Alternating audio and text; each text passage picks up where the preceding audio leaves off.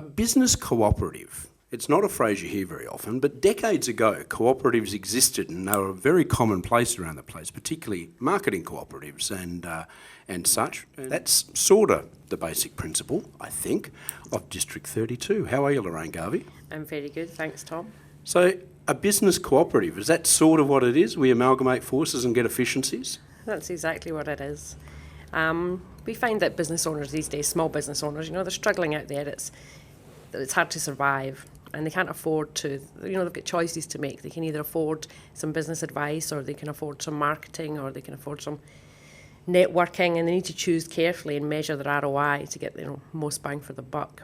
But with a cooperative, they get a little piece of everything, and people are really looking for confidence and guidance that they're on the right path with where their dollars are going, and that they can meet the right people. So we find that, that it's definitely an old-fashioned term, but it's coming back, it's necessary, and The concept, it's not just about obviously the financial efficiency. So you've got the economies of scale that goes with a whole bunch of people putting money together, which gives you more buying power. That's one of the basic principles of it. But obviously running a small business has its own set of challenges. If you are whatever it is you are, that's what you do. But all of a sudden there's all this other compliance stuff and marketing and God knows what else that we have to do that we may not necessarily be very skilled in, and the ability to actually blow an awful lot of money going to the wrong places and doing the wrong things because you're trying to educate yourself, that's one of the other big dangers, isn't it? Particularly for a small business. Absolutely. It's easy to lose a lot of money on Facebook. Yes. Sort of like going to the casino, really. Yeah. I find marketing, the buying power of the collective of the marketing, particularly in local areas, is really, really effective for members of the cooperative. You find that these days we're swimming in a sea of opportunities for marketing with social media, digital technologies, and people are wondering what works, what doesn't work. And then at the end of the day, they don't really have the time or the inclination to get their hands up and get into that side of things because it's not their natural style or skill base. And it's not their core business. Exactly. They've got a business to run, and we all know how easy it is to spend an awful lot of time and energy and money on looking at LinkedIn and Facebook and all these other platforms that are there now. It's very easy to waste your day away just trying to figure these things out rather than go to an expert. Absolutely, there's a lot of time and money wasted in there, and then it's a shame because business owners try to learn it themselves because they have to, because they don't have the budget, and then they lose the money or they don't see the ROI on the first or second time around, which means they quit and think, oh, that didn't work for me before, which is a shame because they don't have the cash flow to try it until it succeeds. You mentioned a moment ago about local business. That's the other key, isn't it, here, is that traditional media, so traditional radio, traditional television, traditional newspapers, you're paying for circulation, you're paying for reach, and that's fine, except if you're a local business, you don't really want the reach. If you're based in Joondalup and your core audience, if you like, and your core market is actually within a couple of kilometre radius, which is typical for most businesses, it's fine to say, well, I'm reaching a circulation of 300,000 people in the West, but if some of them are in Broome and some of them are in Rockingham and some are in Kalgoorlie, and they're never going to become your customers, you're paying, it's just wastage, isn't it? Well, that's absolutely right. Encouraging the local business communities within Perth, it ensures that people don't need to travel, for miles and miles to reach an appointment. It means they can fit more appointments or services in a day because they cut out that traffic. Having the local as well. A lot of business and longevity and sustainable businesses come through from the relationships that we build. And that's what we really encourage as well through the local membership, is build the referral partners and the joint venture partners that you need in the local area so that you can have, lifelong sustainable business from your local community.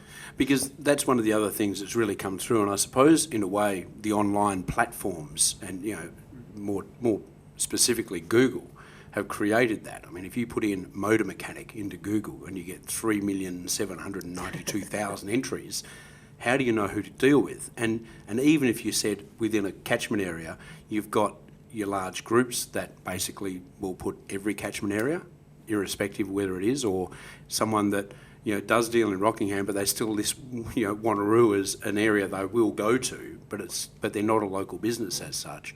So that side of things still creates an awful lot of wastage where you're trying to narrow it down and you're competing with it. Whereas this idea, and I suppose being part of a group where someone else knows, the old story about referrals, I need a mechanic to fix my car. You go, you need to speak to such and such because I know of him and I see him every couple of weeks at a function and he seems like a good bloke, and people I've spoken to, or I've used him, and that sort of stuff.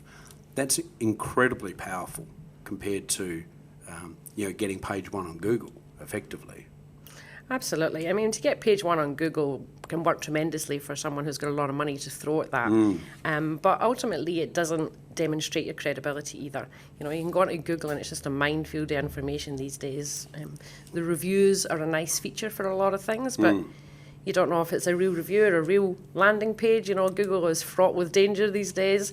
So it's really nice to be able to go to a community of local businesses where actual people stand behind the credibility and the professionalism of the businesses that we're recommending. And that can only really be done at that local level, personal level. So the District 32 model is to have a whole host of regions effectively, so that you've got localised groups around the Perth metropolitan area. Is that right? Yeah, absolutely. We've split Perth into 17 zones, and it's according to the community newspaper so that we can, manage the distribution better. Yep. But that's 17 zones between Tapping and Mandurah, and each one of those zones might have 10, 15 suburbs within the zone. So when we're doing some collective advertising or promotion and on behalf of some of those local areas, then we know the boundaries, for our reach and our spend on behalf of the members.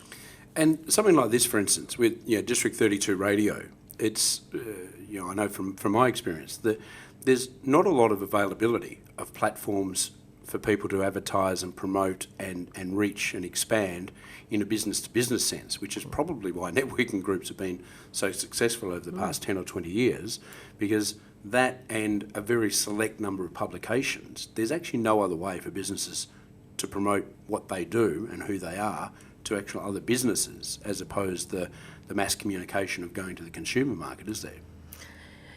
Absolutely.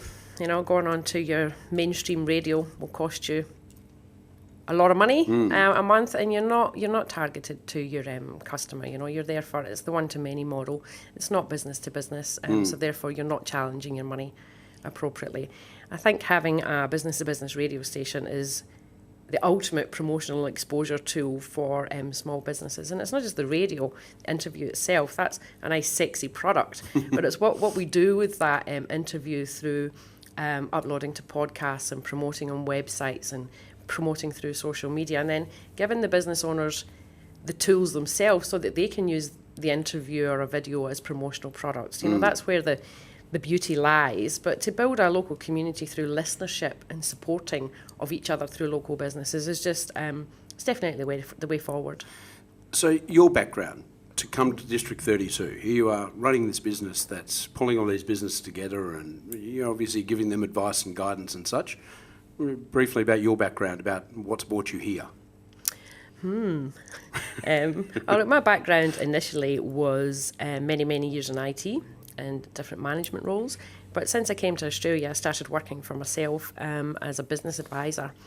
Initially through management, because that's what I had experience in, but I found that my clients were telling me what I was to do rather than me say what I was to do. Yes. Which became, how do we get clients? How do we experience growth through marketing, lead generation, team building, and bringing on staff? So I did that, business advisor under a different business for 7 years before we started District 32. But that really gave me the insights to know that you can only help people so much. If you're only offering one stream of, assistance, then you have to keep referring them on to someone else, and people just don't have the time, money or inclination to keep going around different service providers. So there was a real problem in the market of where do I go, what do I do, how do I start? But yeah, that's where that insights and knowledge came from with regards to the problems of small business owners. Now, District 32 itself, I've been asked a number of times, and I now know the answer, but lots of other people don't. What does the name mean? Well, district means local, so it's to represent local community, and 32 is actually the latitude of Perth. So there is method behind the madness. Yes, not just a random number. No, not at all. No, Yep. very much so. Now, to contact you and talk to you about what District 32 can do for them for business and just have a chat, what's the best way? Well, you can find us on our website, district32.com.au, and we're all over pretty much all social media platforms. So if you want to go and have a nosy about who we are, what we do, some of the events that we run, you can find us on all our social media platforms. But district32.com.au. Excellent. Always good to chat. Thank you very much, Tom. Lorraine Garvey from District 32, and we'll be back with more very shortly on District 32 Radio.